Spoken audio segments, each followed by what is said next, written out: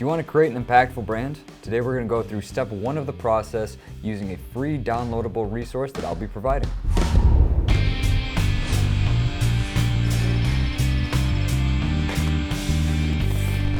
So we're going to be going through the first part of the process that I outlined in the last video.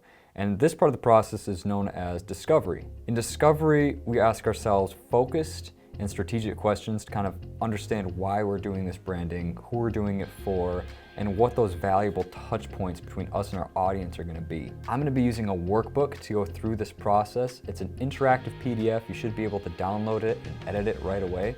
This is available on my website, brycetufts.com, under the resources tab. You can download it from there and follow along with the video. So if you downloaded the workbook from my website, this should be the first page that you see. So this is an interactive PDF, so you can put in whatever name you want right here. During this process, I'm going to use a fictional helmet company to frame this process around, just to give you some context. My company doesn't have a name yet, so I'm going to call it Helmet Company. What I like to start with is an intentions alignment. This isn't my idea. I heard this from somebody else and it's worked out really well for me so far.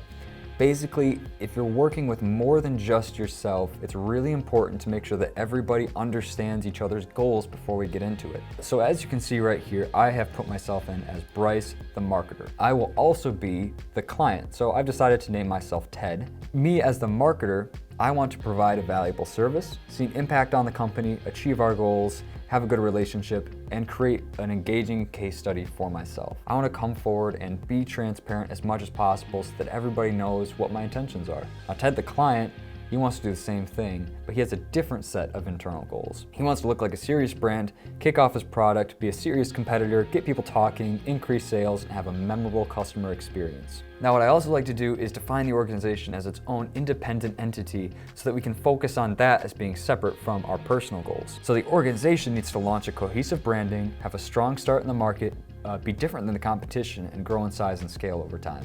So before jumping into the brand attributes, I'd really challenge you to think about your brand story and how you came to be, what your purpose is. For example, I'm going to say for the helmet company, there's already a brand for people that are reckless and thrill-seeking, and there's already a brand for people that are just casual riders. So I'm going to say that this helmet company was made for the niche of people that wanted something special that was higher end. So next up, we have brand attributes.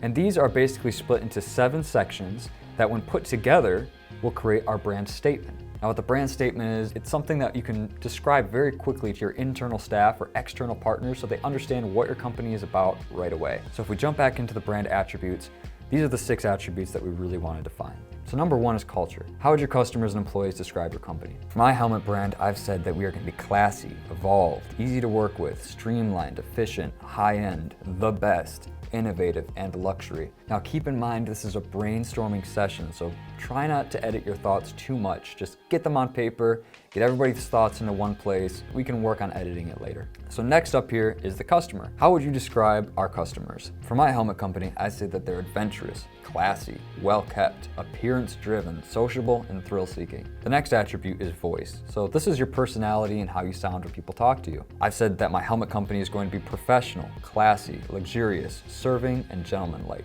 Number 4 is the feeling. So this is how others feel after interacting with us. I want them to feel catered to, served, spoiled, special, and important. When you deliver something, you're delivering the external impact, but you're also delivering an internal impact. The external impact is the obvious product or service that the customer is receiving. For my helmet company, the obvious answer would be helmets, but we want to focus on the internal meaning of that. So what does a helmet mean? Helmet means safety, class, ranking, comfort, and a look. So next up is the X factor, and this is really what makes you different from the competition. What makes you special from the other people that are already in the market? In this case, for the helmet company, I've said social ranking is going to be the factor that separates us. So now the next stage is brand statement, and this should be pretty easy after the brand attributes. Essentially, we're going to be taking the sections that we just filled out on the last page and dropping them into each of these text boxes. So this is the part where we get to do a little bit of editing. We're going to jump back into our brand attributes and decide which of these brand attributes is the most prominent. We're going to copy that over and paste it into these text boxes. So we're going to say, Helmet Company provides luxury helmets to adventurous customers in a classy environment with a professional voice, helping them to feel catered to and safe. And our X factor is social ranking. So if you need to explain your brand to anybody, this is a quick and easy way to make sure that you stay focused, that your internal people stay focused, and that the partners you work with know what you're about. This brand statement is also going to lay the foundation for everything we do from here. So whenever we need to make a decision, we'll ask ourselves, does this fit our brand statement? If yes, great. If no, then we need to play around with it a bit. The next section is attribute clustering. And what we're going to do here is very similar to the last section. What we want to do in attribute clustering is we want to create a narrative form that the attributes that we selected earlier can follow. As you can see down here, we want the primary attribute to sit in the middle, the secondary to sit on top, the third and fourth to sit on bottom. Now the purpose of putting it in a narrative form is to describe what your audience is going to go through in order. So the first thing they're going to come in contact with is a professional, classy, luxurious, and gentleman-like voice. That's going to make them feel catered to, important, special, and served. And once they purchase, they're going to get that safety, comfort, ranking, and class that they've been looking for. Now next up here is customer profiles. Now this is a really fun section because we get to identify and create the person that we're serving. The importance of this is that when we're making decisions in the future, we can look back at this profile and ask ourselves, is the decision we're making benefiting what their needs are? You'll also see in this workbook that I've included 3 profile sections, but for the sake of this video, I'm just going to complete one. So first things first, we get to give our character a name. So the name I've chosen here is Pietro Silva for no other reason than it sounds really cool. I've also identified his customer type. I call him classy adventurer. So now we get to create a story for Pietro. I'm going to say he's 28 years old, he's educated, he's got a high-end job at data analytics, he's single, he's got an 80K plus salary, he lives in Salt Lake City, and he's moved around quite a bit. For his backstory, I'm going to say that he really isn't ready to settle down. He wants a taste of life, and he lives by the mantra, work hard, play hard. So what are Pietro's needs? He wants to appear successful, he wants to be looked up to, he wants to be envied. He works hard, he wants to look the part, he wants to be taken seriously, but he also wants to be kept healthy. So what are some solutions that we can give his needs? Well, we can give him high-end gear. We can give him a brand that backs up his lifestyle. We can give him a social standing, a lifestyle, and we can give him a way to easily communicate his value to other people. So now that we've talked about and identified the customer, we want to talk about ourselves as the organization and define what goals we have. We're going to split this into 3 sections: revenue, awareness, and efficiency.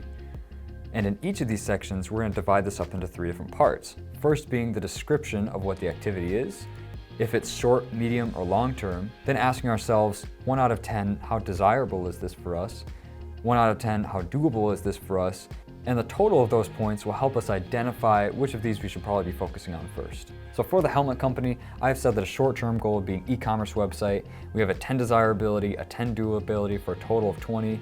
An example of a long-term goal would be more products. We've got a 5 desirability, a 7 doability for a total of 12. Now awareness. So these are going to be activities that are focused on spreading awareness to our audience. For example, I've said that a medium-term goal is influencer marketing. We've got a 10 desirability and an 8 doability for a total of 18. And lastly, efficiency. So these are going to be activities that speed up the internal processes of the company. A short-term example of this would be easy packaging. The desirability of this is a 10, doability an 8 for a total of 18. The next section is data matching. In data matching, we can cross-reference what's important to the company with what's important to the customer. And by doing this, we can create a list of activities that might both benefit the company and the customer at the same time. And this is important because good companies have that cohesion where everything that they do to serve themselves also serves the customer, and vice versa. So we've identified that our customer needs to appear successful, be kept healthy, and understand the product. The company needs an e-commerce website, high-end branding, and more products. If we cross-reference those with each other, we can see we need a brand to back up the product, a website that explains it, and a bigger line of products. For awareness, the company wants influencer marketing, PR from gear recommenders, and videos that explain the product. If we combine those together, we can see that we need to create influencer materials, we need high-end visuals, and we need to get the word out. For efficiency, the company has identified it needs easy packaging, better manufacturing, and a staff increase. If we cross-reference those, we can make sure that the packaging is cool for the customer, manufacturing will mean faster delivery, and better customer support with staff increases. And now we've made it to the last section, and this is the most important section, the impact narrative. So in this section, we're going to take the customer and we're going to walk through the entire storyline of how they might interact with our company. This is going to help us identify and focus on the touch points that we talked about earlier. So once again, we've outlined the customer needs below here just so we can keep them in mind. We've broken this into 6 different stages. First, they have to discover you, then they have to engage with you, then they have to act upon that, then they need to return, recommend you to others, and then advocate for your brand. So if we identify the customer's journey, we can say that maybe a biker he follows is wearing our gear. He sees them at a meetup, or he sees some visuals in his magazine subscription. What makes him engage? Well, seeing it in action, or cool visuals. And then what makes him act? So the promise of social ranking, product features, and call to actions. Why does he return? He returns for more products and updated features. Why does he recommend this to other people? Because we have cool designs, lots of features, we're comfortable, and we're easy to use. And what makes him an advocate for our brand?